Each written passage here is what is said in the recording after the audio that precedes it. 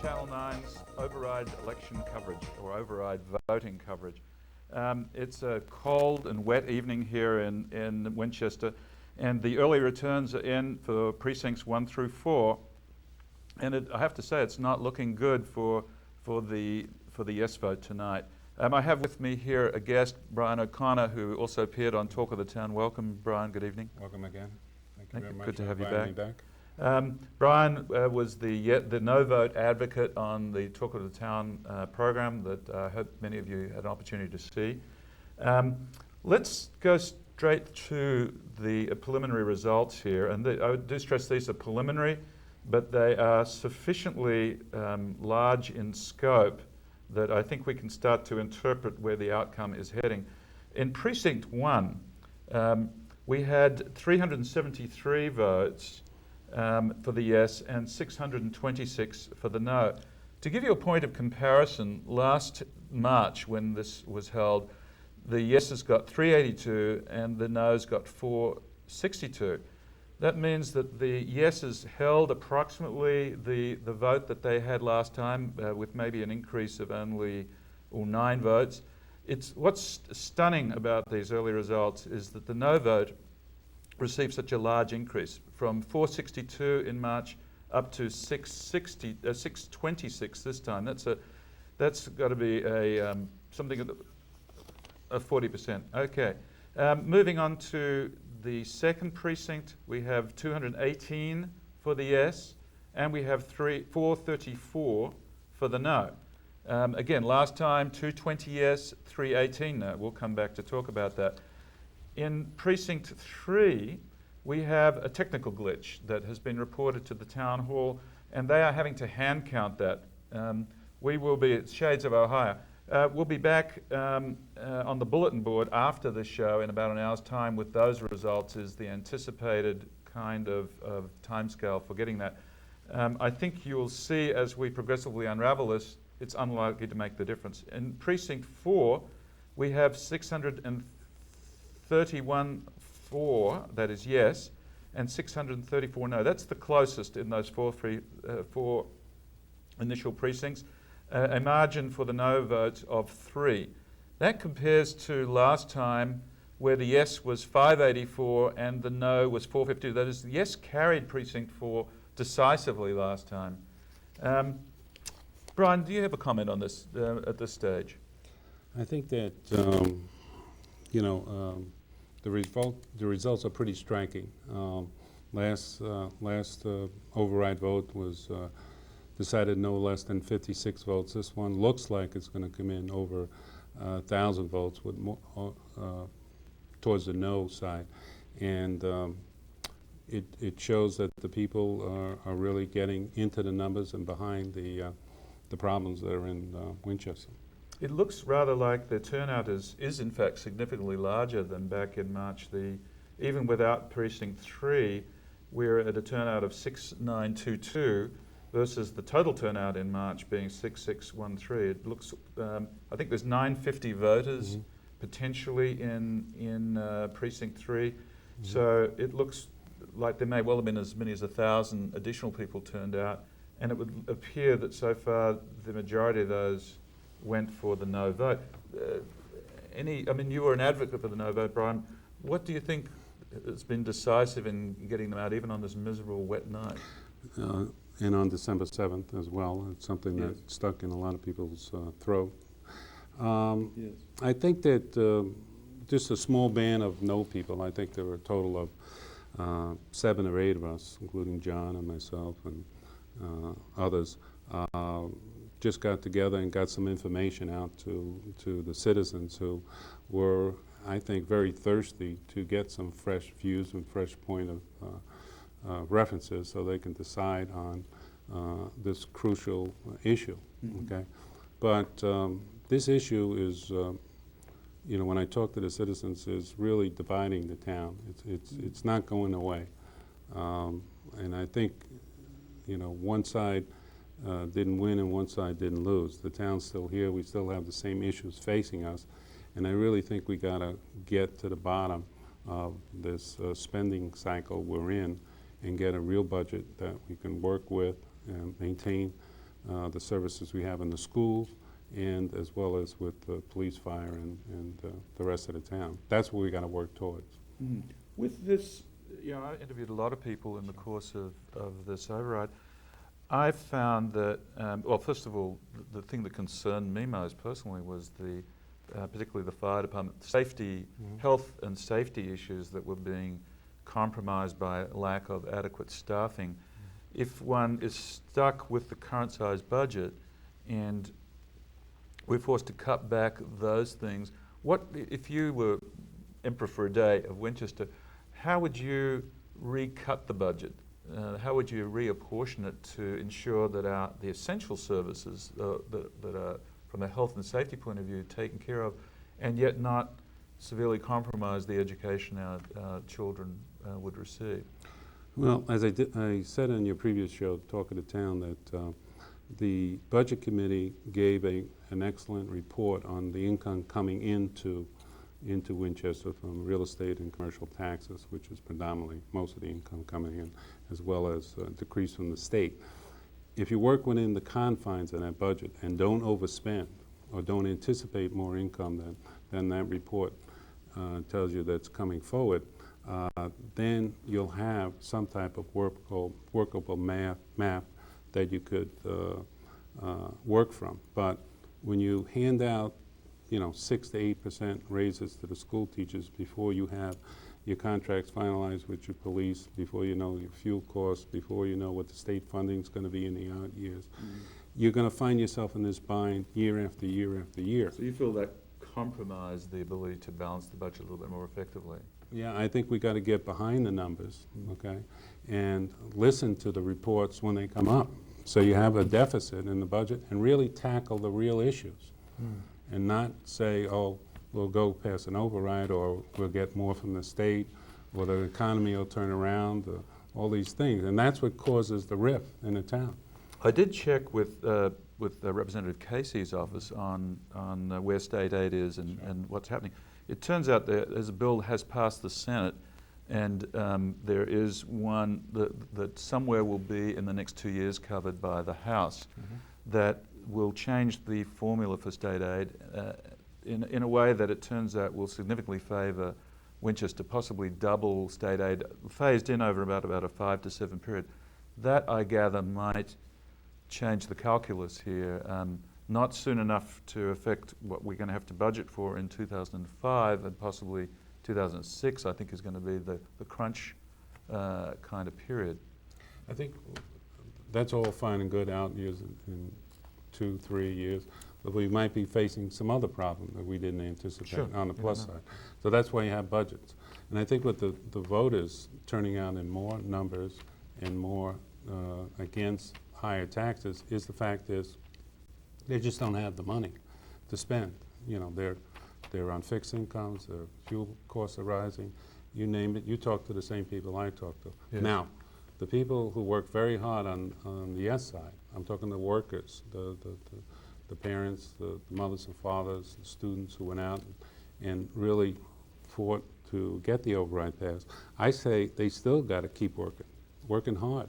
And I believe that that the misguiding here is nobody knows where the money goes. That's the predominant thing I hear when I talk to people.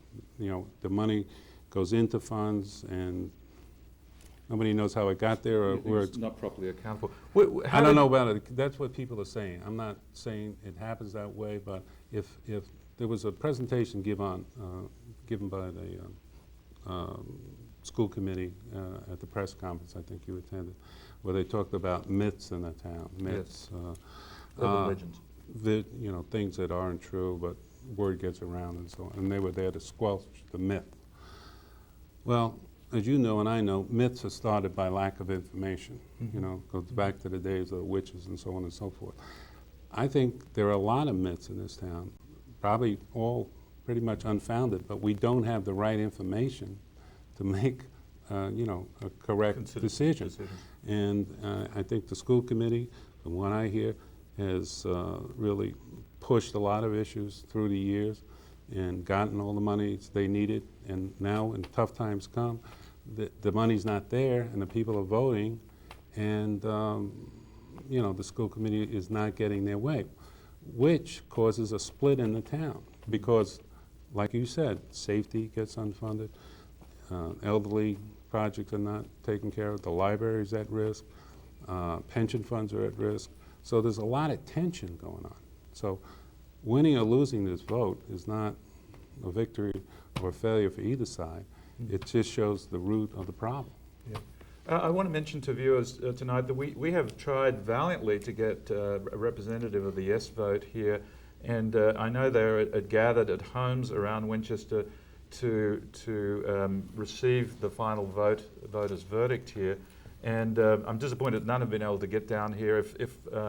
There may still yet be somebody who arrives belatedly, but I want the viewers to know that we made every effort to get one or more representatives of the yes vote here, just as we did in Talk of the Town.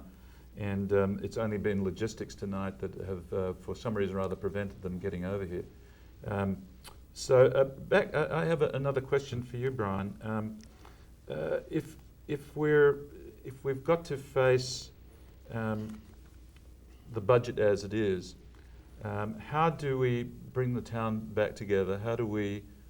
What would be the changes you would like to see? And when you distributed some leaflets advocating the no vote, what was the top 2 or 3 points that you think were decisive in helping people reach obviously the no conclusion they did?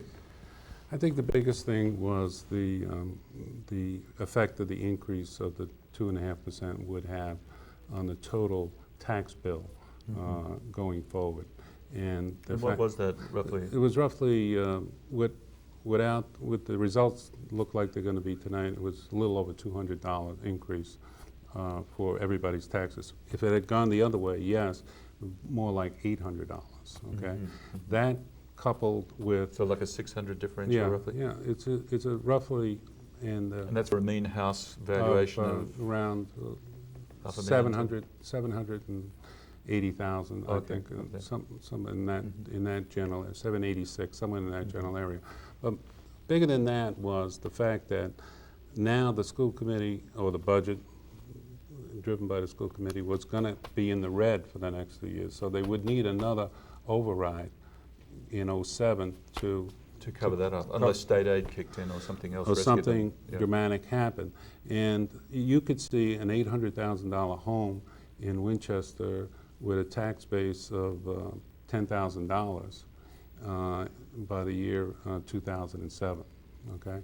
And that would make it, tough to live in and tough to sell if you really wanted to, or you couldn't afford it anymore, okay?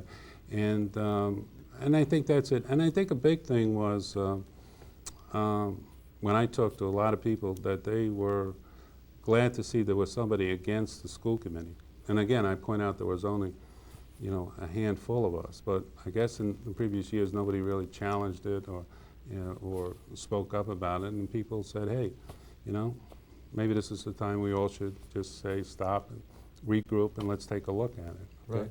Nobody on our side or nobody I talked to in the town really wanted education to decrease or to get... no, I didn't get that impression, actually. Not that impression. They just were talking about monies and funding and how much could they spend or how much can you spend, to get the proper education. In fact, I can only think of one no vote person I spoke to, many of whom didn't want to speak up, who didn't actually have children in the schools currently, which I do not.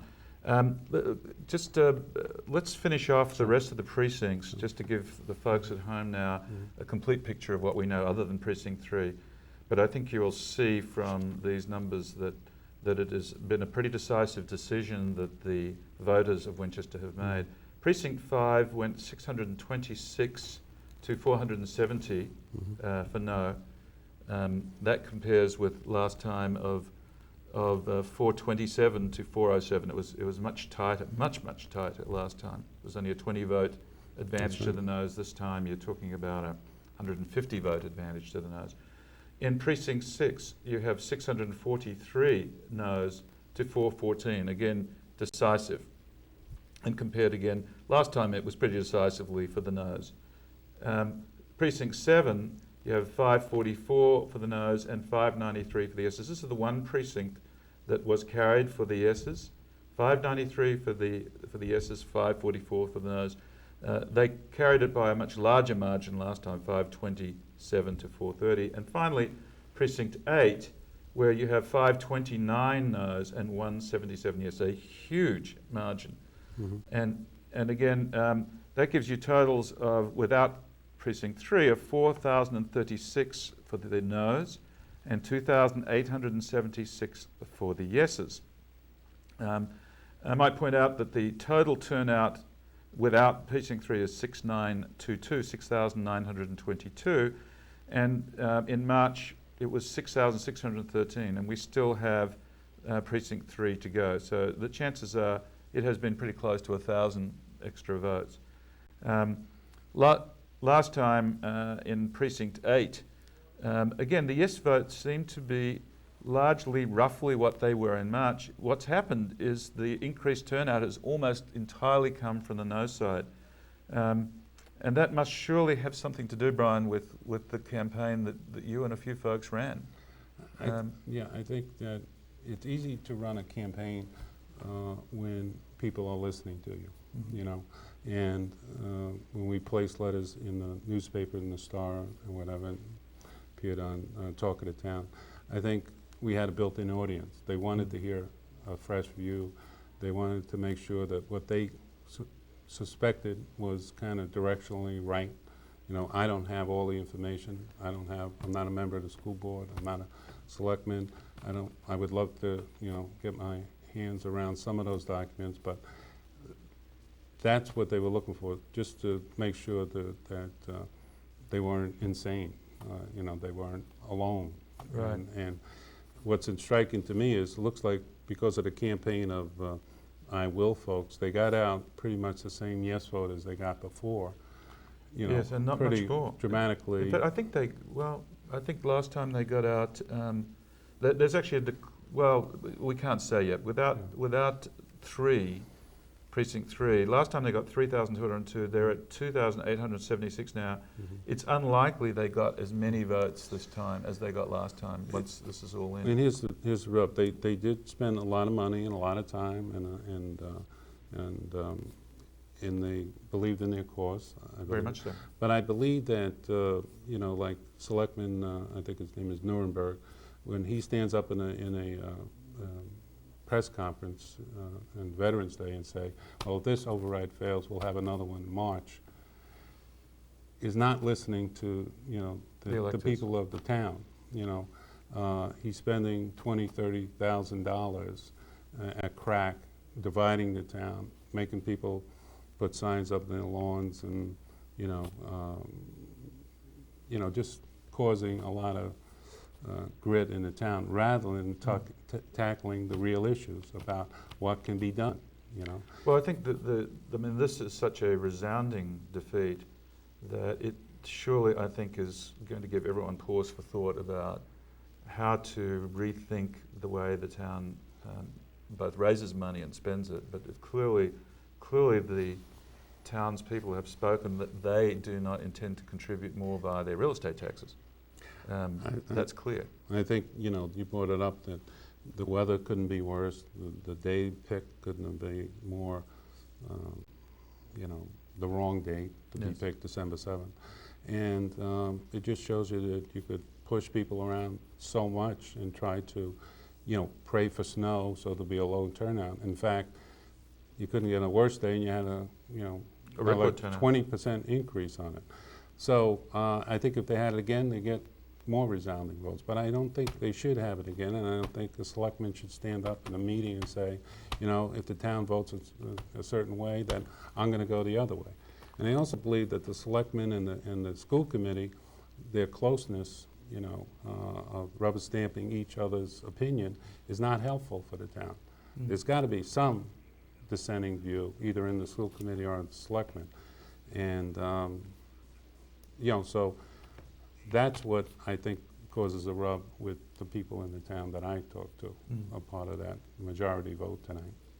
Well, it looks to me, I mean, listening to the school superintendent, the fire department, and so forth, there's going to be unavoidable headcount reductions here in order to accommodate this budget change. The headcount changes and the expenditure changes that have at least been posited by the selectmen, are they the right ones, or what would you change if you could? Well, I'm not going to avoid the question, but here's the problem that I. Well, how would you go about making that decision, I guess maybe is a better question. Here's what I would do. I would change the paradigm. The paradigm is you got a school committee that is entrenched in some views and numbers, who've given a lot of money to the Mass Teachers Association in raises. And you got selectmen who have kind of endorsed this, so they're going to just keep voting the same way they did and hoping for different results. So what I think you got to do is, and this is especially the people who are on the yes side of the vote, you're in the punishment stage right now, all right? If they're going to have an override in March, they're going to make cuts that really hurt people, to really get out the message, to punish those who voted no, you know. I heard in one presentation that out of a $42 million budget, they have to cut 11 crossing guards. Now that's ridiculous, okay? I mean, if any crossing guards are cut, the parents of this town should be in mass down in town hall and ask for everybody's resignation. So what I think you got to do is get some of those concerned people in yes, who I saw out there were very, very well-spoken, very enthusiastic, very aware, and get in there and make sure the money is properly spent towards the education.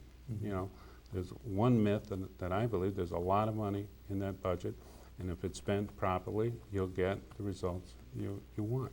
It's getting involved, okay? I think the people on the no side got involved tonight by saying, I can't afford it, and I don't see where the money's going. And I think another disservice is we got to find out, you know, the police, the fire, you brought it up a couple of times, the medical emergency, do they have enough money? Well, that is the thing that concerned me in the interviews I did, which is that they are already saying that they're below minimum headcount based on safety standards, that they had a specific instance, Fire Chief Nash had a specific instance where he had actually an injury as a result of an undermanned situation. It seems to me that we're stuck with an arithmetic that says, okay, if we did fix that, we're forced to even bigger headcount reductions in somewhere else, given that the gross amount is fixed. And that's clearly making at least one group in the community extremely unhappy in terms of their perception of what compromises in the education are going to occur as a result of that. I don't know quite, how do you feel? Do you feel the same way? Is headcount reduction automatically translate that way? I think from what I'm hearing from the school committee, I'm going to hear from the selectmen, you know, that's the punishment. We're going to cut teachers, we're going to cut crossing guards, we're going to cut fire. And you don't feel that's necessarily the outcome? I don't think that's one way of running a budget. You know, unfortunately, you know, you're running a budget like that because you gave a vast amount of the money away to school teachers, okay, in the recent contract, before you had everything else settled. But can you change that? Can they roll that back? Again, I'm not an authority on all the numbers, but you made that decision. You got to live by that decision. And that's what the town... That forces you to a headcount reduction. That's what the town people are saying tonight. You made that decision to give those monies out to the teachers union. So you're saying that was a bad decision? That was a bad decision because you didn't have all your numbers in to really get a proper budget. But you did have a budget report from your subcommittee that said you're going to run a deficit. And the town meeting members voted that budget. They said, here's your budget. And they said, well, we got a deficit. Well, the town meeting member said, I know you got a deficit. You go figure it out. Here's your money. They didn't. They said, okay, selectmen, let us run an override. We only lost by 56 votes. You know, then some information got out and they lost by over 1,000 votes. So obviously what the selectmen and the school committee are doing is not in tune with what the town wants. And there's holes in the towns with fire, police, and safety right as we speak, and that's not good. And that's what's causing this divide. And you got to break the paradigm. I'm not, aware of all the numbers. I got that one report, which is enough for me to make some assumptions. But if we keep the same school committee and keep the same selectmen, you're going to get into cuts. You get the That same seems result to be again. the remedy. They voted in, they can get voted out. I guess that's the best answer. Thank you, Brian. We're going to recap the results tonight for everybody at home. I'll take you through precinct by precinct, but overall I'll give you the totals. This has been the resounding result of 4,036 noes to 2,876. A very, very clear margin for the no. And that's without precinct 3 having been counted. But precinct 3 cannot by any means make up that difference. So we can pretty conclusively say that the no vote has carried the evening. This was made up of precinct 1, 626 on the no side, and 373 for the yes. Do we want to carry those graphics? Or there we go. And then, so 626 for the no and 373 for the yes. Then in precinct 2, we have 434 for the no and 218 for the yes. Then we jump to 4, which is 634 for the no and 631 for the yes, a very narrow margin in precinct 4 of 3 votes on the no side. Then precinct 5, we have 626 for the no's and 470 for the yes. Again, a strong margin for the no's. Precinct 6, 643 to 414. Again, a very strong margin for the no's. And the one precinct that did carry the override, precinct 7, which is 593 for the yes and 544 for the no's. And then precinct 8, which is 529 for the no's to 177, a stunning no advantage in that precinct. And again, overall, what seems to have happened is a considerable additional number of people turned out, and almost all of them, if not all of them, voted no. So the decision has really been made at this point. I want to repeat that we tried valiantly to get a representative tonight of the yes proposition on, and were unsuccessful in spite of Kim Whitaker's large number of calls. And I'm sure this was just logistics rather than a political statement on the part of the yes people. They've been enormously cooperative throughout this campaign, and it just happened that we had difficulty this evening. I want to thank you again, Brian, for joining us tonight. It's very helpful with your comments. And I want to thank the crew members tonight. We have Jessica Jones on camera. We have Adam Dusenbury as our trustee director. We have Heidi Schultz on graphics, and we have Don Cronin on audio. Thank you very much for joining our special override coverage here at WinCam's Channel 9. And the bulletin board, I'm sure, will show the results of Precinct 3 later on. But once again, this has been a decisive and resounding statement by Winchesterians of no on this particular vote. So thank you once again, and good evening from Channel 9.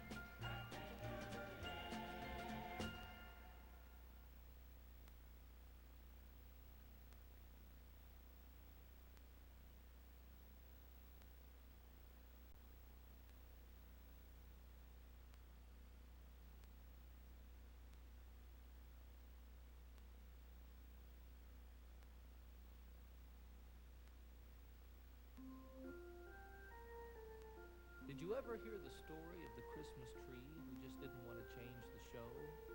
He liked living in the woods and playing with squirrels. He liked icicles and snow.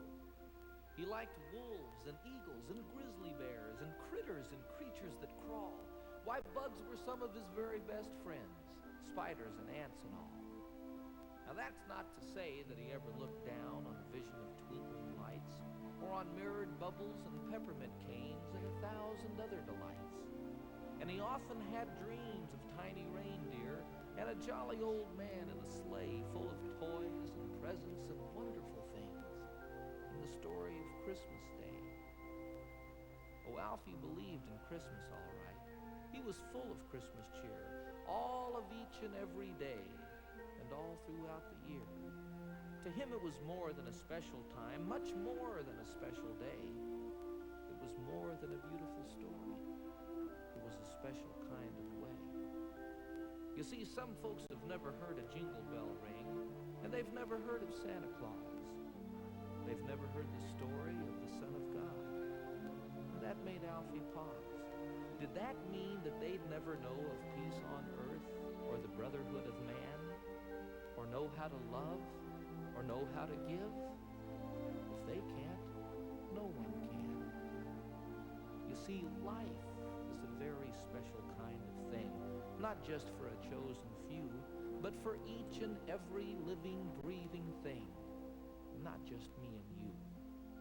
So in your Christmas prayers this year, Alfie asked me if I'd ask you, say a prayer for the wind and the water and the wood and those who live there.